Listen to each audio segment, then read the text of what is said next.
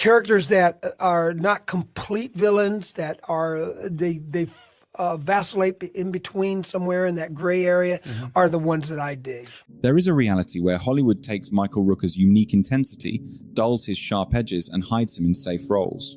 Since that never happened, his career became far more captivating, though it highlights a question we should all consider.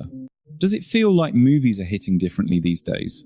Are audiences still showing up for that standard A-list heartthrob, or have the background players actually stolen the spotlight? Take Michael Rooker as a prime example. The industry relies on his specific energy, yet rarely grants him top billing.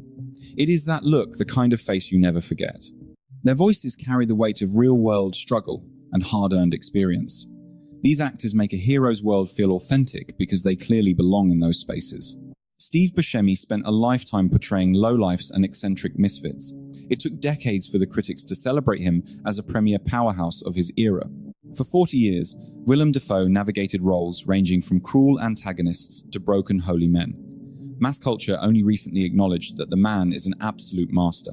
Performers like Walton Goggins and Sam Rockwell built legacies on the fringes, eventually commanding the kind of devotion typical stars rarely achieve. As the cultural landscape evolved, their trademark authenticity, that raw, hyper-specific persona they'd always owned, suddenly transformed into the very thing mainstream viewers craved. Rooker is part of that elite group, but his journey is unique because the mystery isn't about him being overlooked. Honestly, you have to wonder why everyone took this long to finally pay attention. Born in 1955 in Jasper, Alabama, Michael Rooker arrived as child number 3 in a family of 7. His childhood involved a move to Chicago, but life there was a constant struggle. With an absentee father, his mum was the sole force keeping their world from falling apart. He was raised in an environment that taught him early on that life wouldn't offer any easy breaks. Chicago's Goodman School of Drama served as his forge, where he mastered the professional skills that defined his entire legacy. He lacked that polished, mass-produced movie star look. His edge was carved by life, not by acting coaches. It is common for performers with tough pasts to spend years hiding their grit to fit the standard industry mold. Rooker refused to change, keeping his raw intensity intact, a decision that caused friction but ultimately made him a legend. Back in 1986, filmmaker John McNaughton recruited Michael Rooker for a shoestring production that would spark endless debate across America. Distributing Henry Portrait of a Serial Killer proved tough until 1990 because the industry couldn't pin it down. It bypassed every standard trope in the horror handbook. Michael Rooker's chillingly grounded portrayal of the lead character left theatergoers shaking in their seats. He ignored theatrical fluff, making the violence feel dangerously authentic. His depiction of a killer following a boring everyday routine made the violence feel sickeningly normal, turning a simple performance into a legendary nightmare. That movie set the tone for his future, as the industry began seeing Rooker through a single lens of danger. He became the quintessential loose cannon, hired specifically to make a scene feel like it could explode at any moment. His post-Henry era didn't mirror the predictable trajectory of a conventional movie star. Instead, he forged a career that was far sturdier and, in many respects, considerably more striking. Rooker became an industry fixture. In 1988, his turn, as a lawman in Mississippi Burning, radiated a quiet, dangerous energy that felt terrifyingly real, and 1990 saw him star in Days of Thunder alongside a peak Tom Cruise. He took on the mantle of Rowdy Burns. The track titan Cruise's arrogant rookie was desperate to topple. Despite the script framing it as a minor part, he grounded the entire production with total authenticity. He looked like someone who had actually earned his scars, carrying a lifetime of history in every single movement. Behind the scenes, he and Cruise turned everything into a competition, racing from their trailers to the cameras constantly. Rooker later recalled with great pride how he managed to best the superstar in nearly every challenge they attempted. They would sprint to the set, and he took immense satisfaction in beating the famous lead actor at every turn. In the 1991 film JFK, he played Dave Ferry, with a paranoid energy that stood out among icons. Starring alongside Stallone during the 1993 thriller Cliffhanger, the actor portrayed Hal Tucker, a trusted associate nursing deep animosity over a disaster his partner simply couldn't avert. He wasn't the antagonist, but a conflicted man whose emotional trauma made him a volatile and dangerous presence. After bringing a lethal intensity to Tombstone, he showed his range by appearing in the cult classic Mallrats.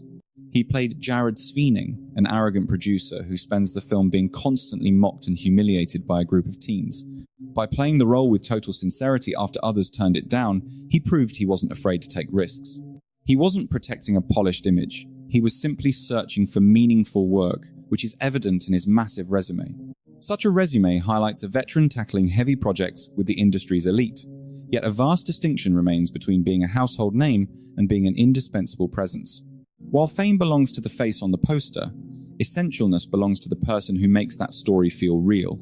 Michael Rooker spent decades as that pivotal anchor, the professional who brought grit to every scene while making the protagonist's environment feel authentic, unpredictable, and lived in. He possesses a rare, authentic working-class weight that isn't just an acting choice, but a fundamental part of his presence. He possessed a raw, street-level intuition about the human experience, channeling it through his physicality and piercing gaze. Michael Rooker carried this authentic energy in spades. While Hollywood sells make-believe, he provided pure authenticity. That unique grit separates a movie that truly resonates from one that just feels scripted. By 2006, filmmaker James Gunn was crafting his directorial breakout, a cult horror comedy called Slither, where an alien parasite systematically devours a sleepy rural community. The lead required an actor capable of navigating a repulsive mutation, while keeping the viewers on his side. He had to be terrifying, yet fundamentally human. So he reached out to Michael Rooker. Long before they ever crossed paths, Gunn was already a massive fan of the guy's work. Word is, when Rooker arrived for the audition, Gunn gave him a standing ovation before he even spoke. Slither didn't break records, but it became an instant cult hit and marked something huge. It was the start of a partnership that redefined Rooker's career. Gunn called his new collaborator a total nutcase, meant as the ultimate praise. He has this crazy laugh, Gunn noted. His real-life energy is way bigger than the quiet, intense types he played for 20 years. Gunn was the first filmmaker to let that wild side loose. Since then, Rooker has been in every Gunn movie, and Gunn usually finds a way to kill him off. Rooker talks about this with his signature dry humor. He says Gunn just loves the thrill of killing him. That connection is vital because it shows how Rooker's path changed. He finally found a director who understood his essence and built parts that tapped into his raw humanity. Through most of the 1980s and 90s, Hollywood had a strict idea of stardom. Stars had to be handsome, charming, and feel like they existed on a level above the film. Audiences weren't looking for authenticity, they wanted icons. This formula dominated for ages until the magic finally faded. Eventually, the small screen began embracing the daring gambles that movies no longer dared to touch. When streaming arrived, it made room for the kind of stories that didn't fit the standard blockbuster mold. The internet built fan groups that loved the little details, obsessing over performances that the big marketing machines used to ignore. The audience's taste shifted. People started choosing unique faces over perfect ones and voices that sounded lived in over those that sounded rehearsed. And Michael Rooker was right there, having mastered that exact style for 25 years. The Walking Dead cast him as Merle Dixon, who could have been a simple, one-dimensional racist thug. Instead, Rooker gave the character layers, playing him as a broken man fueled by trauma and his own twisted sense of honor. Fans latched onto Merle in a way the writers never expected. They wanted more of him and truly felt his loss. But Guardians of the Galaxy was what really changed the game. Yondu Adonta might have been just another colorful bad guy, but Rooker turned him into the most compelling person on screen. Driven by ego and grit, he masked a soft heart behind walls of noise and greed. He was the reluctant dad who just couldn't own the title. He carried the heavy burden of his failures, knowing he messed up but lacking the words to apologize.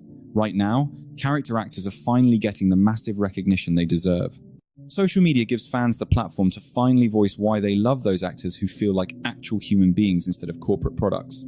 We usually remember the folks with the quirky looks and those distinctive voices, because a raw soul is always more captivating than a manufactured image. That old-school leading man image was always just a product designed to project status. Modern viewers have shifted their focus toward the raw edges of a performance. They want to see the mask slip, or watch a professional whose natural presence is enough on its own. Michael Rooker was always enough. It just took the rest of the world a few decades to catch up. Headlining a film was never the priority for Michael Rooker. He focused on authenticity, ensuring every scene felt completely genuine. He has provided that grounded intensity for 40 years straight. As the culture evolved, his gritty style stopped being an obstacle. Eventually, the very traits that made him unique became the primary reason audiences tuned in. Even at 71, he has not slowed down. Working from California, he continues to dominate across cinema and gaming, providing a unique presence that others cannot replicate. Hollywood understands how to market beauty, but it often fails to grasp truth. Michael Rooker always embodied the latter. I am sincerely grateful you stayed to listen. Which other actors belong in the same category as Michael Rooker? Mention the performers who improved every project without ever